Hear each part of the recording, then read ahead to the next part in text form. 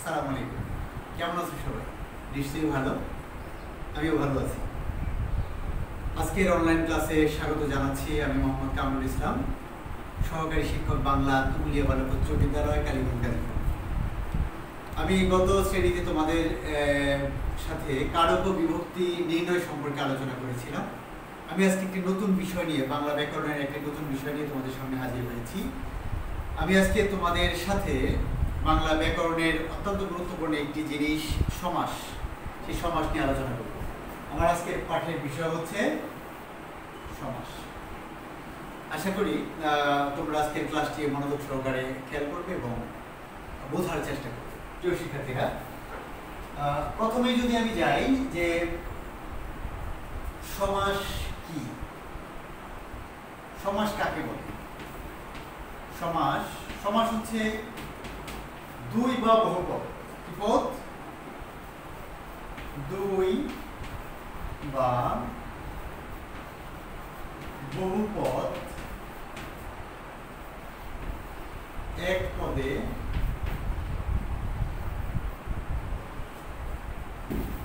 দুই বা বহুপদ এক পদে পরিণত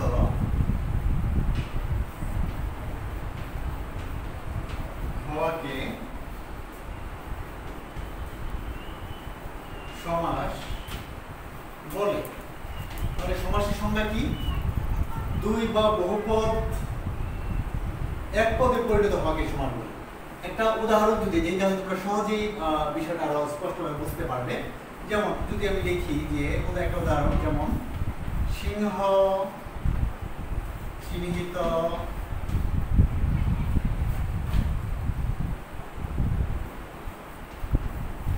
চিহ্নিত আসন। তাহলে কি? সিংহাসন। সিংহ চিহ্নিত আসন সমান সিংহাসন। তাহলে এখানে আমরা দেখতে পাই যে সিংহ এটা একটা পদ, চিহ্নিত এটা একটা পদ, আসন এটা একটা পদ, সবগুলো পদ মিলে একটা পদ হয়েছে, এটাকে বলা হয় সমস্ত পদ।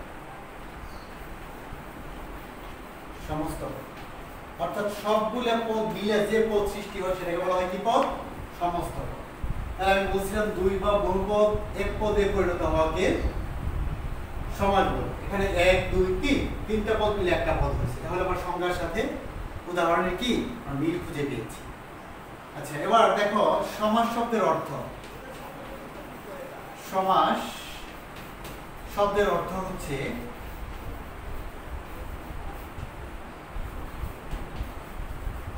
সমাস শব্দের অর্থ হচ্ছে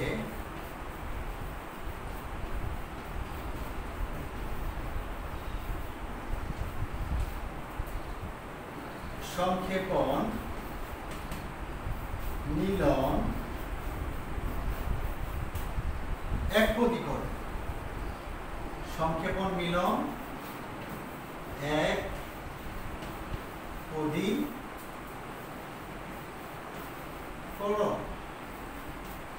তাহলে সমাসের মূল ভূমিকায় এই বিষয়টুকু মনে রাখা খুব প্রত্যেকটা ছাত্রের জন্য খুব গুরুত্বপূর্ণ যে সমাস শব্দের অর্থ কি। আসতে পারে, অনেক সময় পরীক্ষা আসে যে সমাস শব্দের অর্থ কি। তাহলে সমাস শব্দের অর্থ হচ্ছে কি? সংক্ষেপণ, মিলন এবং কি একপদীকরণ। তাহলে এখানে আমরা সমাসের সংজ্ঞা এবং কি সমাস শব্দের অর্থ কি, এই বিষয়টা আমরা কি বুঝতে পারলাম। আশা করি তোমরা ভালোভাবে খেয়াল করেছো। দেখো, তারপরে আমি একটা উদাহরণের মাধ্যমে সমাসের বিভিন্ন পার্ট সম্পর্কে, তোমাদের অংশ সম্পর্কে তোমাদের ধারণা দিই। তোমরা এই বিষয়টুকু ভালোভাবে খেয়াল করো। দেখো, আমরা এ পর্যায়ে একটি উদাহরণ দিয়ে, এই উদাহরণটি থেকেই আমরা এই সমাসের বিভিন্ন অংশ বোঝার চেষ্টা করব। তাহলে আমি জায়গাটা মুছে ফেললাম।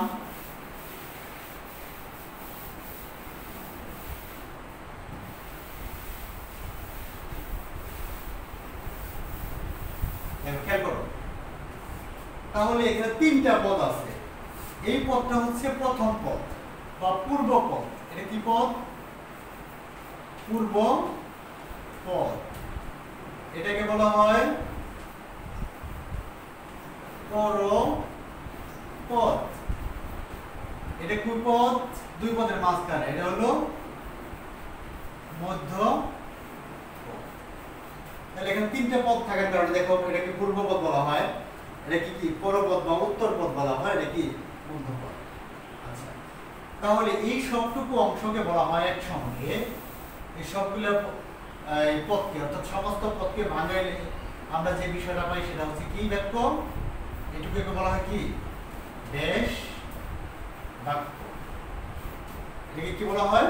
ব্যাস বাক্য। এই সবটুকু মিলে কি হয়েছে? এটাকে বলা হয় কি ব্যাস বাক্য বা বিগ্রহ বাক্য। এটা একটা নাম আছে, একটা নাম হচ্ছে তোমার কি বাক্য? বিগ্রহ বাক্য। বিগ্রহ বাক্য। তাহলে এই সবটুকু মিলা হচ্ছে কি ব্যাস বাক্য বা বিগ্রহ বাক্য, আর সবগুলো পদ মিলা হয়েছে কি পদ? সমস্ত পদ। আচ্ছা, এই প্রত্যেকটা পদকে আবার পৃথক পৃথক ভাবে বলা হয় সমসমান পদ। কি পদ? সমসমান পদ। এই যে একটা সমসমান পদ, একটা সমসমান পদ, এগুলো সব পদ কি পৃথক পৃথক ভাবে, এটাকে বলা হয় কি সমসমান। তাহলে এই বিষয়টুকু যদি তোমাদের জানা থাকে, তাহলে সমাসের পার্থক্য আমি যদি বলি যে এই ব্যাস বাক্যের অপর নাম কি, তাহলে পরীক্ষা আসতে পারে কি বিগ্রহ বাক্য। তারপর সমস্ত পদ কোনটুকু? সব পদগুলো পদ মিলে যেটা হয় যে সমস্ত পদ। প্রত্যেকটা পদকে পৃথক পৃথকভাবে কি পদ বলা হয়? কি পদ বলা হয়? সমসমান পদ। এই সবটুকুকে কি বলা হয় একসঙ্গে? ব্যাস বাক্য। প্রথম পদকে কি বলা হয়? পূর্ব পদ। শেষ পদকে পরপদ। মাঝখানের পদকে মধ্য পদ। তাহলে এই বিষয়গুলো আশা করি তোমাদের ভালোভাবে মনে থাকবে। দেখো খেয়াল করো, আমরা আজকে তোমাদের সমাসের যে পর্যায়ে প্রকারভেদ নিয়ে একটু আলোচনা করবো। এই জায়গাটুকু তোমাদের আমার মনে হয় যে তোমরা বুঝতে পেরেছো বা প্রত্যেকেরই মনে ধরেছে যে এই বিষয়গুলো তোমাদের পরবর্তীতে মনে থাকবে আশা করি। আচ্ছা, খেয়াল করো, এবার আমি সমাসের প্রকারভেদ নিয়ে একটু আলোচনা করব।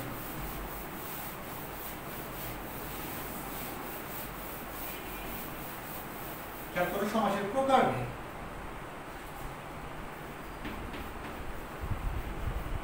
সমাসের প্রকারভেদ। সমাস 6 প্রকার। সমাস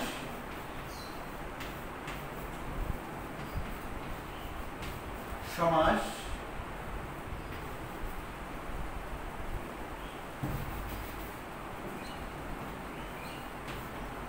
সমাস 6 প্রকার। এক হচ্ছে দ্বন্দ্ব,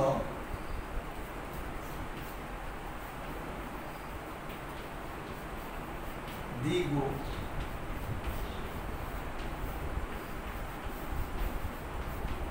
তৎপুরুষ,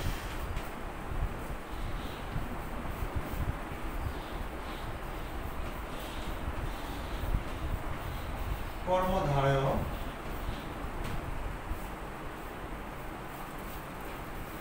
অব্যয়ীভাব,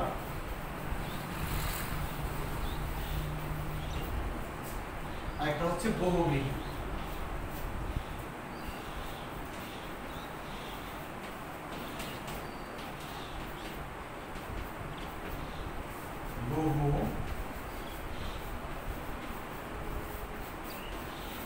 বহুব্রীহি সমাস।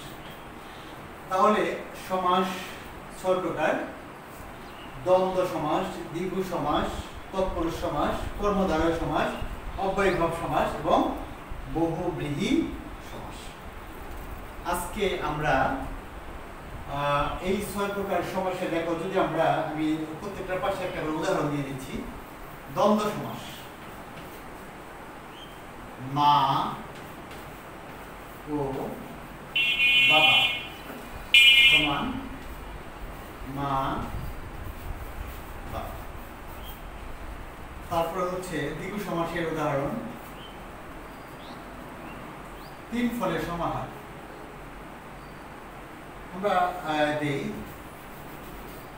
চার রাস্তার সমাহার। চার রাস্তার সমাহার।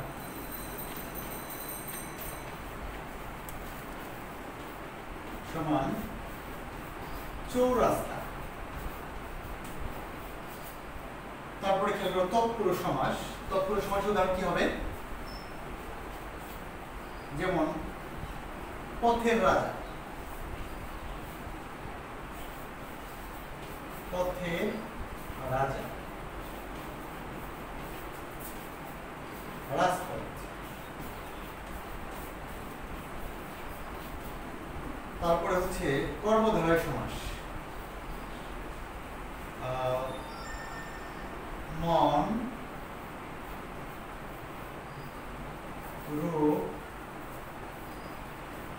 মাছি।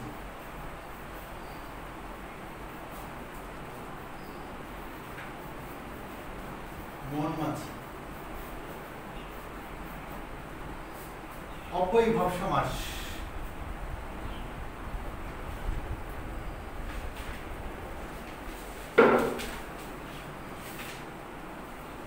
দেখো দিন দিন,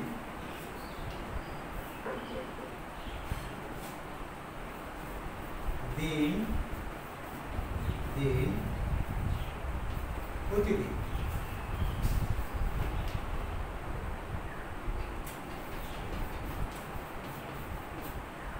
বহুব্রীহি সমাস, দেখো বহুব্রীহি সমাস,